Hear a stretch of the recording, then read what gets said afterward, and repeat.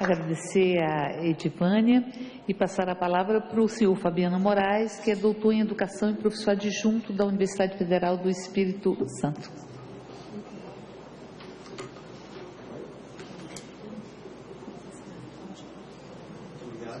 Bom, muito obrigado. Boa tarde a todas, boa tarde a todos. Eu agradeço em primeiro lugar a Sua Excelência, a senhora deputada federal Érica Cocai, a Sua Excelência, senhor deputado federal Félix Mendonça Júnior, presidente dessa Comissão de Cultura, pelo convite a mim dirigido para que eu hoje tivesse a honra de estar aqui nessa audiência pública ao lado dos colegas narradores, pessoas respeitadas, profissionais respeitados na área da contação de histórias. Então eu quero agradecer por estar aqui e por poder apresentar essa minha breve fala em defesa desse projeto de lei que propõe a criação da Semana Nacional dos Contadores de Histórias. Esse agradecimento, é claro, se estende aos excelentíssimos senhores parlamentares, membros dessa comissão, ao corpo técnico administrativo, aos assistentes dessa comissão, bem como aos demais parlamentares e servidores dessa Casa de Leis. Bom, eu me apresento, é claro, como contador de histórias, e é uma prática que antecede e permeia todas as outras minhas práticas, como professor, como pesquisador, como escritor. Uma herança de vida recebida dos tantos mestres que tive. Como diz a minha amiga contadora de histórias, os mestres estão em toda parte, Rosana Montalverne. Eu, então, trago de menino, desde pequeno, ainda escoteiro, a história de ter caminhado por trilhas, estradas, passando por vilas, igrejas e fazendas, cruzando riachos, pedras, praias, dos arredores do lugar que nasci. Sim, no sul do estado do Espírito Santo. Nessa época eu conheci o meu grande mestre de vida, o comendador e chefe escoteiro Haroldo Silva, homem sábio que me ensinou as tradições da minha terra, as grandes histórias dos lugarejos e povoados por onde passamos, histórias de nossa gente, histórias da nossa terra. Posteriormente, prossegui minhas viagens pelo estado do Espírito Santo, coletando histórias e conhecendo outros tantos mestres narradores tradicionais.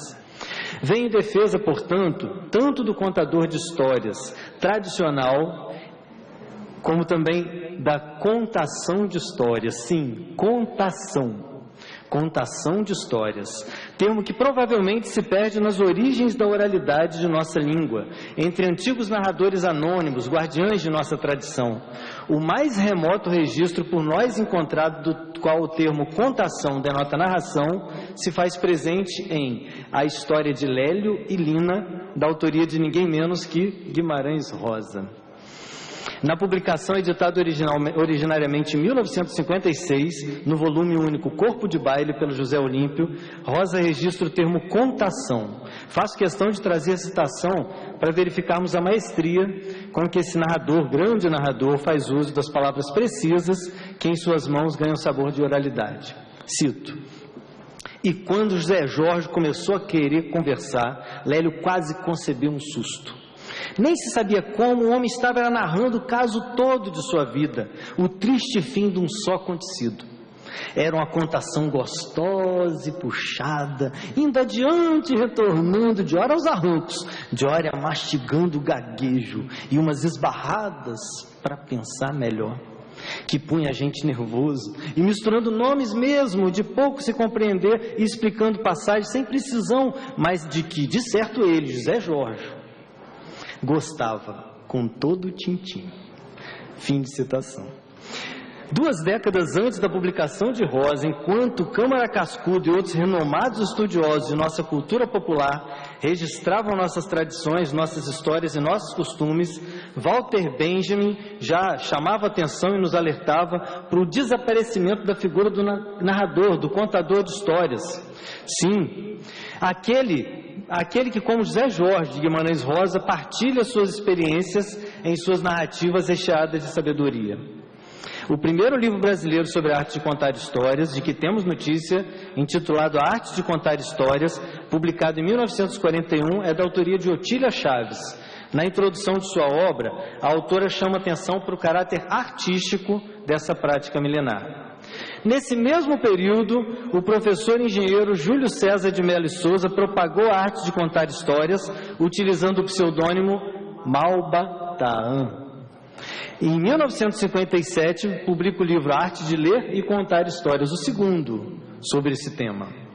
Anos mais tarde, mitos, lendas, contos, canções e tradições populares brasileiras ganhariam força na voz do folclorista, músico e contador de histórias Fernando Lebes. Em 1974, Lebes já ministrava oficinas pelo Brasil junto a Cecília Conde. Também em 1974, Rolando Boldrin dá início à realização de seus teatros musicados, apresentando nos palcos das metrópoles brasileiras e dando repercussão à tradição do contador de histórias do interior do Brasil ao contar causos com uso de recursos musicais e teatrais, em apresentações destinadas ao público adulto.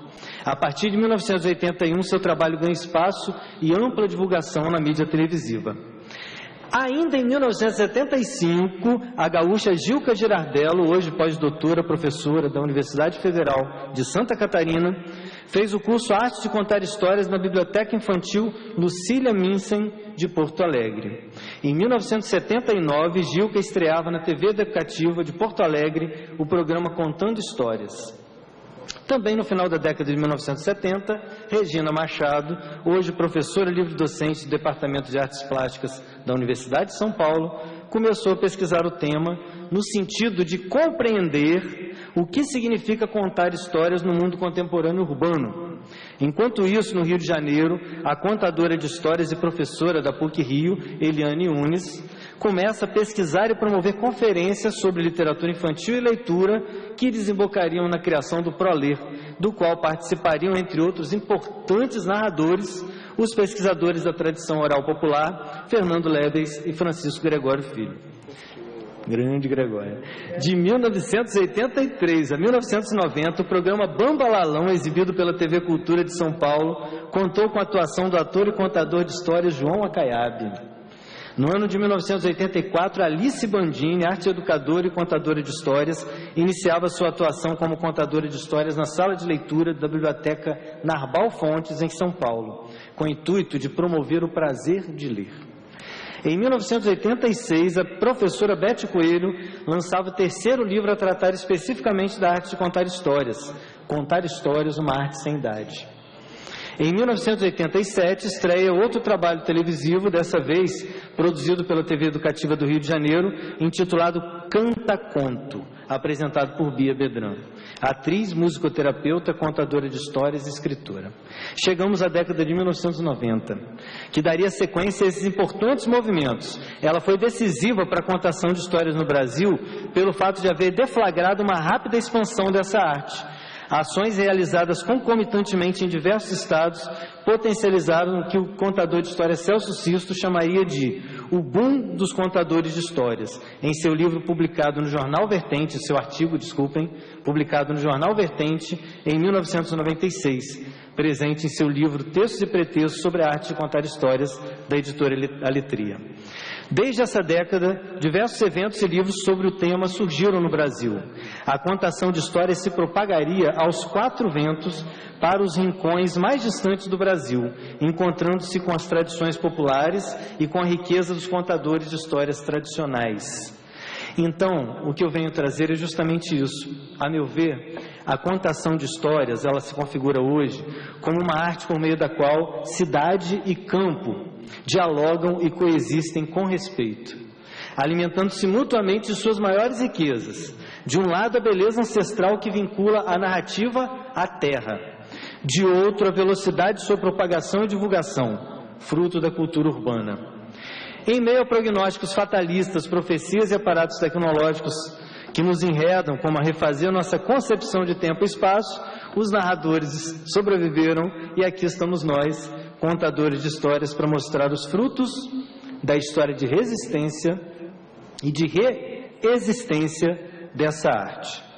Então, como contador de histórias, mas também como professor do curso de licenciatura em Educação do Campo da Universidade Federal do Espírito Santo, considero que a valorização do contador de histórias contemporâneo contempla tanto aqueles que exercem seu ofício nos mais diversos espaços sociais urbanos, como também aqueles que atuam no campo, perpetuando tradições que imortalizam lutas, mitos, saberes, crenças, lendas e memória. Pois no que diz respeito aos narradores tradicionais, sabemos que desde tempos remotos, apresentações artísticas levam ao público adulto os causos. Também sabemos que os contadores de causos já narravam no interior do Brasil e nas capitais, desde o período que antecedeu o despertar do Ocidente para a possibilidade de extinção da figura do narrador.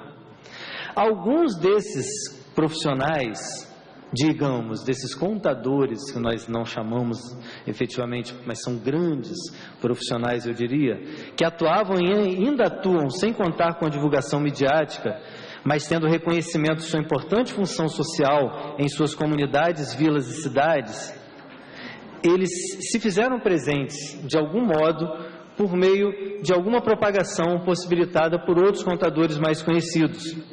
Por exemplo, das barrancas do Rio Gavião, Filoteu seria apresentado ao Brasil por Elomar e por Fernando Lebes. Como de Tiradentes, Minas Gerais, Benita Prieto levaria à arena do Sesc de Copacabana o saber popular de Tião Paineiras.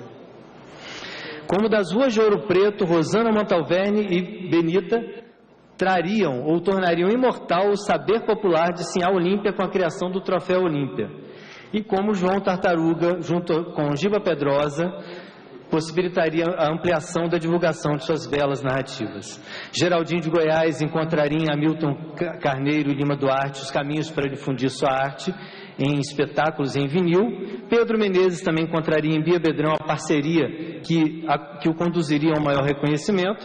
Isso sem falar de João Bar e de vários outros que, por meio da divulgação de seu trabalho, puderam propagar e perpetuar sua obra, bem como a tradição oral popular de nosso país. Considero, sim, que todos os contadores de histórias reconhecidos e anônimos, urbanos e camponeses, merecem que uma semana ao ano sua luta seja lembrada. Sim, pois o signo é uma arena de lutas, como afirmou Bakhtin.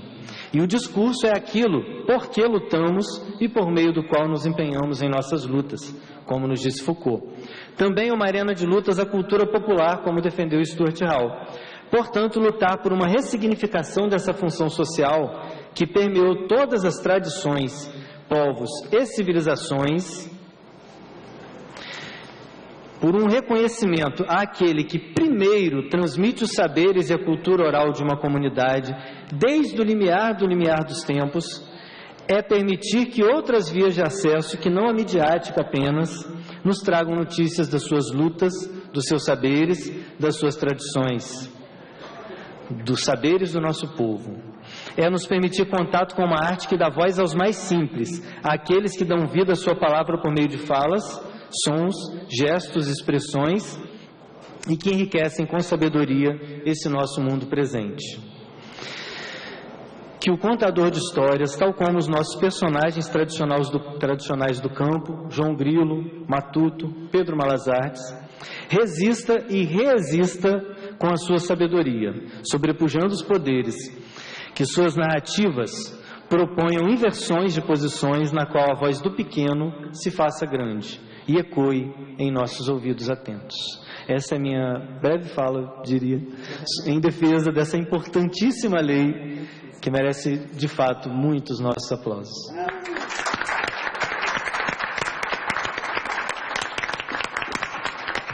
Obrigada, senhor Fabiano. E passo a palavra ao senhor Fernando Braga, que é coordenador geral de leitura da diretoria do livro Leitura, Literatura e Bibliotecas do Ministério da Cultura.